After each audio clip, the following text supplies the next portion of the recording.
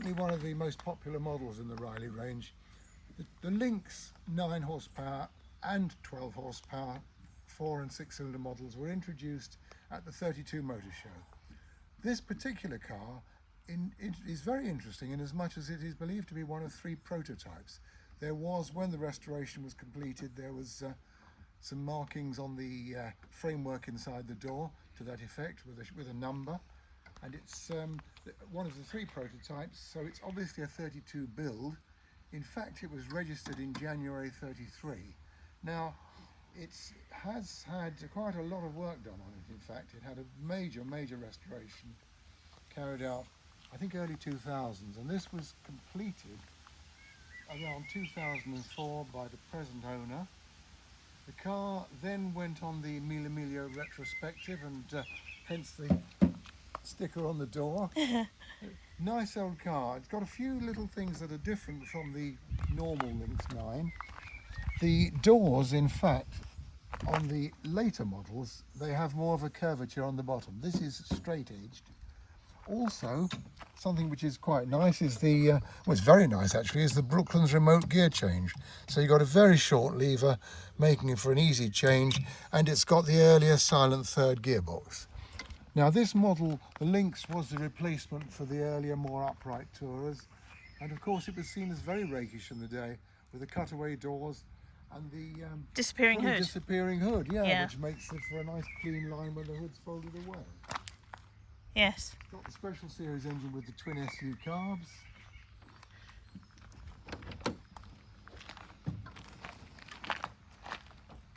Nice colour. This is, I think it's described as claret, so it's a very dark maroon.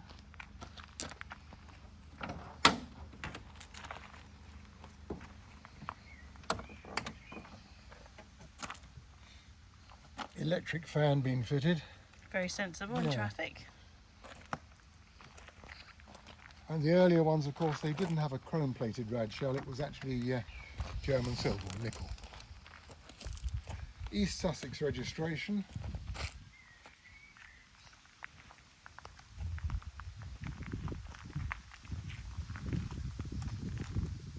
I've just taken the tonneau cover off. Yeah, no, it's a decent-sized 4-seater. And of course the disappearing hood makes it much more sleek. It does. It's nice not to have the hood piled up on the back there. Yes, indeed. Of course, it's got flashing indicators fitted for modern traffic, which makes life a bit easier.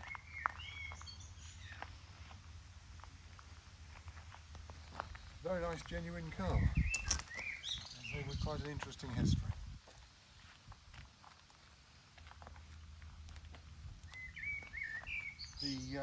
I think the original tools, or the wheel brace and starting handle, are in the back. I'm just looking for the key to the boot, which is, I can feel it here somewhere.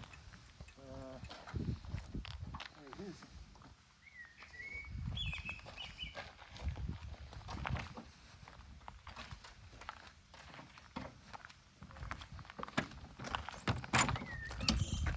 Oh yes, now, lots of things. The side screen frames are included, though they would want completing, but I mean, quite honestly, when we had a Lynx 9, we never used the side screens. And of course, you've got the starting handle and the wheel brace clipped on here.